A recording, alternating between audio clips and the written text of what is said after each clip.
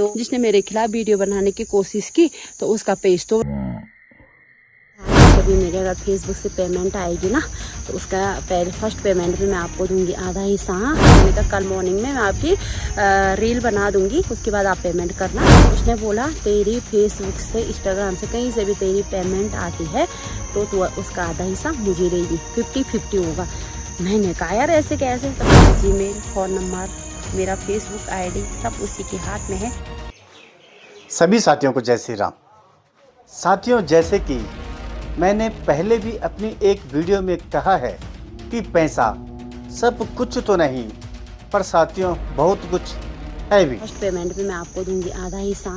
कि इस पैसे के पीछे बड़ी से बड़ी महाभारत भी हो चुकी है। पैसों के भी अगर हमें 2 हिस्से करने होते हैं तो कितना हार्ड होता है, कितना बुरा लगता है। और साथियों, इसी पैसे ने अपने पराये और परायों को साथियों अपना कर दिया है। पेमेंट आती है तो उसका आधा हिस्सा मुझे देगी, 50-50 होगा।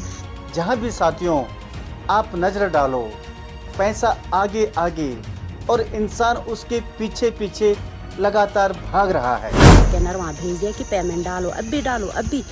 पैसे की अगर साथियों मैं बात करूं तो इसी पैसे के कारण एक यूट्यूबर और उसके सोशल मीडिया को मैनेज करने वाले के बीच एक तानातानी का माहौल बना है, जिस कारण के साथियों लगता है यह मामला सीधे आर और पार का है। ज़्यादा बातों में ना उलझते हुए साथियों मैं सीधे मुद्दे पर आता हूँ। तो साथियों, मैं फिर से बात करने वाला हूँ एक महिला ब्लॉगर की, जो कि उत्तराखंड के रुद्रप्रयाग से बिलोंग करती है, जिनका कि साथियों अगर मैं बताना चाहूँ, मुझसे 36 का आंकड़ा तो नहीं, पर साथियों 32 का ज़रूर है।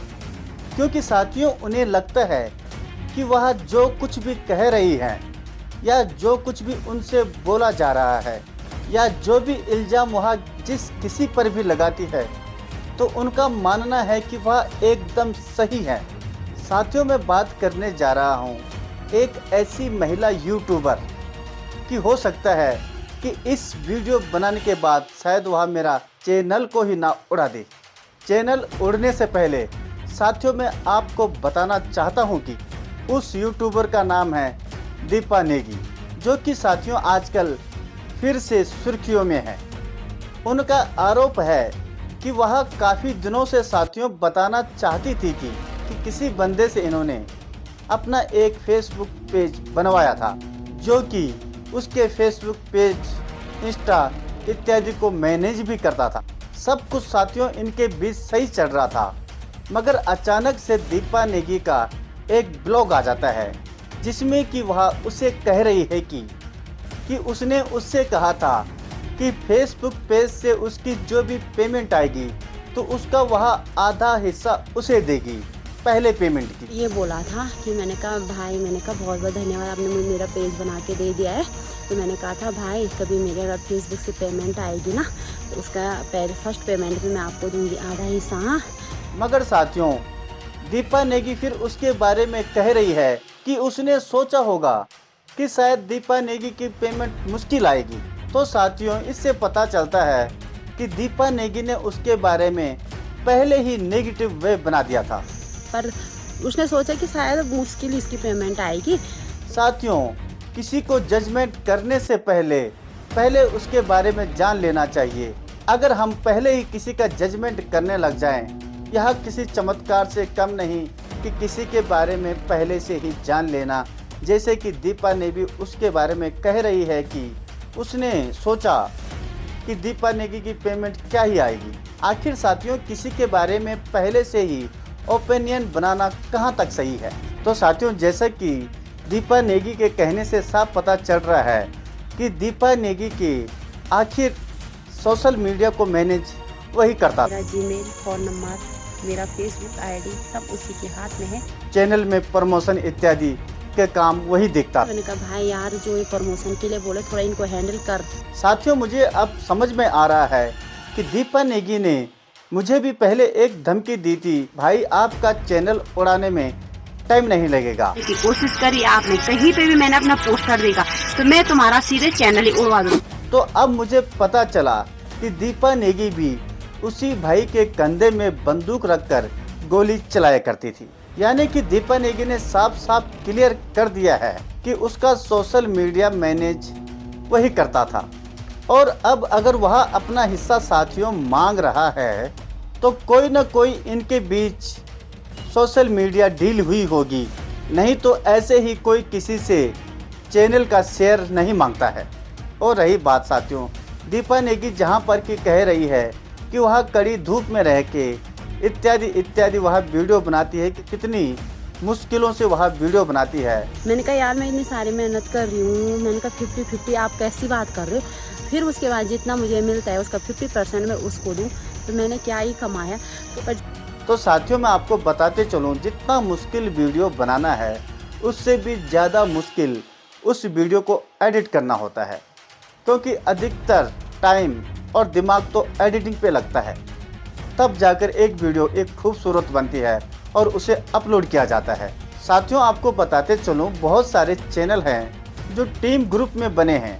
एक टीम उस चैनल के लिए काम करती है और उस चैनल से जो भी इनकम होती है वह टीम में बांटा जाता है। कई चैनल है साथियों जो टीम वर्क में काम करते हैं, क्योंकि दीपा नेगी खुद कह रही है कि वह लड़का उससे इंस्टा और फेसबुक की कमाई का आधा हिस्सा मांग रहा है। और उनके बीच क्या बात हुई है चैनल को लेके, आखिर किसका चैनल है, आज वह दीपा से जो आधे पैसे चैनल की कमाई के मांग रहा है, यह तो वही जाने या भगवान जाने। मैंने तो सिर्फ साथियों दीपा नेगी के उस वीडियो पर एक विश्लेषण किया है कि आखिर जो आधा हिस्सा चैनल की कमाई का मांग रहा है तो क्यों मांग रहा है। अब जो भी हो साथियों, उस लड़के को भी सोशल मीडिया प्लेटफॉर्म पर आकर सच्चाई बतानी चाहिए कि आखिर क्या बात है। और जो आरोप दीपा नेगी ने उस पर लगाए हैं, अगर यह सच हैं तो भी उसे आगे आकर पूरी बात बतानी चाहिए। अगर झूठी भी है तो भी उस लड़के को आगे आकर उस बात को बतानी चाहिए कि आखिर बात है क्या। बताया जा रहा है जिसमें कि दीपा नेगी कह रही है कि वह एक गायक भी है, तभी साथियों इस बात का क्लियर हो सकता है कि आखिर बात है क्या। और साथियों दीपा नेगी उसके बाद जो अब शब्द उसके खिलाफ कह रही है खुलेआम इस सोशल मीडिया पे, मैं साथियों सच कहूँ तो जिस तरह की बद्दुआएं सोशल मीडिया पे दीपा नेगी उसके लिए निकाल रही है साथियों, तो यह बद्दुआएं दीपा नेगी को शोभा नहीं देती। जो मेरे आंसू गिरे हैं ना न्याय के, मैंने सच में कहा, मैंने कहा मेरे ये आंसू अगर सच्चे होंगे ना तो मैंने कहा तू देख लेना तेरा भला नहीं होने वाला। मैंने कहा उसका तो भगवान उसका फैसला जरूर करेंगे और ज़बरदस्त करेंगे, ये भी मुझे पूरा कंफर्म पता है। क्योंकि अक्सर उसे माता की चौकी, माता की डोली एवं कीर्तन मंडलियों में देखा जाता है, क्योंकि वहाँ पे जब भी सभ्य बातें होती है जो दरबार में जाता है और अगर उनके मुँह से ऐसे असभ्य शब्द निकले तो साथियों यह समाज में एक क्या संदेश जा रहा है, जहां पर कि दीपा नेगी कह रही है कि उसने इनके फेसबुक अकाउंट पे भी छेड़खानी की है। तो मतलब साथियों साफ साफ है कि पूरा मैनेज दीपा नेगी का सोशल मीडिया वही लड़का करता है और दीपा नेगी के चैनल का रिमोट सारा उसी लड़के के हाथ। और जिस तरह से दीपा नेगी के मन में उसके प्रति डर बना हुआ है और उस पर FRI करने की धमकी भी दे रही है, तो साथियों कोई भी चैनल अगर किसी टीम के द्वारा मैनेज किया जा रहा है तो उस चैनल की हिस्सेदारी % के हिसाब से पूरी टीम की होती है। आगे अगर मेरे फेसबुक पेज पे कभी भी कोई छेड़खानी होती है, मेरा फेसबुक पेज कुछ भी खराब होता है तो मैं सीधे FIR दर्ज करवा दूंगी पुलिस थाने में। उसका तो भगवान उसका फैसला जरूर करेंगे। अब इसमें सच्चाई आखिर कितनी है यह तो खुद दीपा नेगी जाने या भगवान जाने और या तो वही लड़का जाने। पर साथियों अगर सच में उसने इनके चैनल पे मेहनत की है और आज उसे इतना बदनाम किया जा रहा है तो उसे भी आगे आकर पूरी सच्चाई बतानी चाहिए कि आखिर बात क्या है, वरना कोई भी किसी की हेल्प करने से पहले 100 बार सोचेगा। और जो चैनल टीम वर्क में चलते हैं साथियों, उस टीम को भी उनका भी चैनल से वरना भरोसा उठ जाएगा, क्योंकि इस तरह की बातें अगर सोशल मीडिया में खुल्लम खुल्ला आती हैं। आपका साथियों इस बारे में क्या कहना है? अपनी राय कमेंट बॉक्स में जरूर देना। आज के लिए साथियों मिलेंगे बहुत ही जल्दी किसी नए टॉपिक के साथ।